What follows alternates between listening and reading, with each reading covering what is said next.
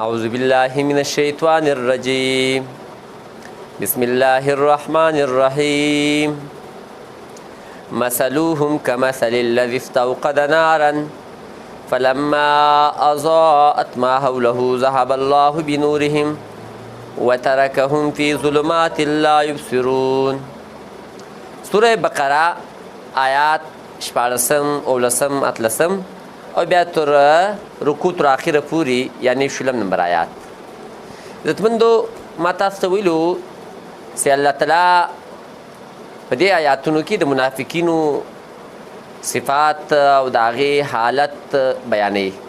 نو مخکې د هغه بیان کې کوم د دوی چمونه دي او هغه دي په دې آیاتونو کې الله تعالی د مثال په ذریعه د دوی وضاحت کوي چې د دې خلکو مثال څنګه دی.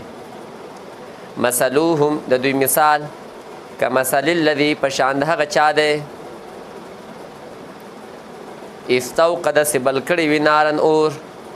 یو سړی اور بل کي د خلکو د فایدې دپاره چې رڼا عامه سي، خلک د هغې نه ګرمایش حاصل کړي، پخلی مخلی ورباندې وکړي او لیار په معلومه کړي. فلما اضاءت چې کله رڼا سوه ما حوله شاوخوا د دې اور رڼا سوه، خلک ور روان سو. یعنی اسلام یو پیغام نبی اکرم صلی الله علیه وسلم په یو معاشره کې د مدینې په افاقه معاشره کې د اسلام رڼا بله کله. نو مختلف خلک دنیا ور روانه ده، سیرت النبی صلی الله علیه وسلم به تاسو مطالعه کړی،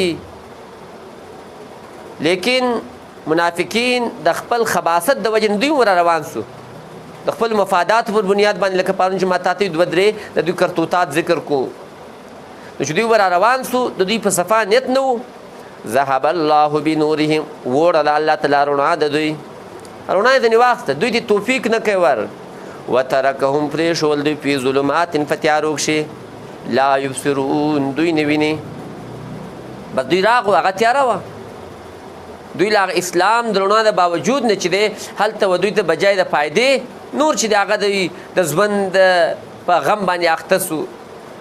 سمن کاڼه دي، بکمن ګونګیان دي، عمیون ړانده دي، فهم لا یرجعون دوی نه راګرځي دې هدایت لره، دا دې هدایت ته نه راګرځي.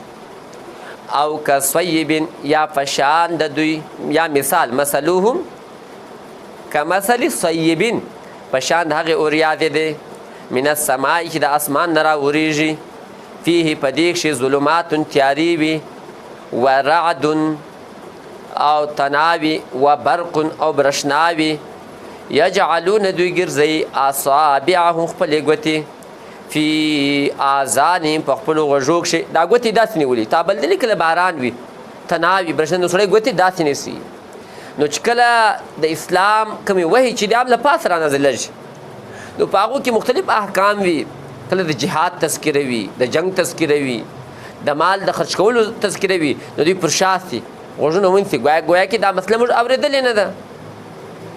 د جهاد کې خو چې یقینا چې د هغه د ځان د مرګ چې د هغه هم خطره ده، نو حذر الموت والله ویرژې د مرګ نه له وجې د ویرې یجعلون دوی ګرځوي اصابعهم خپلې ګوتې فی آذانهم په خپلو غوږو کښې من الصواعق د وجې د تندر نه، حذر الموت ویرژ د مرګ نه، والله الله تعالی محیط احاطه کوونکی دی بالکافرین کافران لره.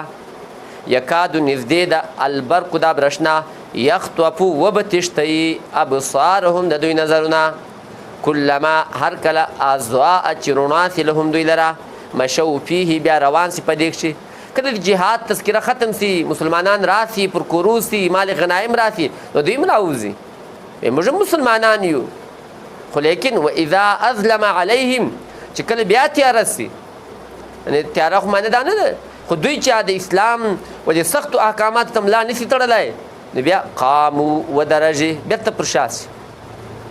سوال راځي ای الله داسې منافقینو ته عذاب ولې نه ورکې؟ نو الله وایي چې دنیا دا د عذاب ځای نه دی، دا د عمل ځای دی، دوی دې کوي په آخرت کې بله دوی سره چې دی موږ بیا چې دی هغه حساب و کتاب کو.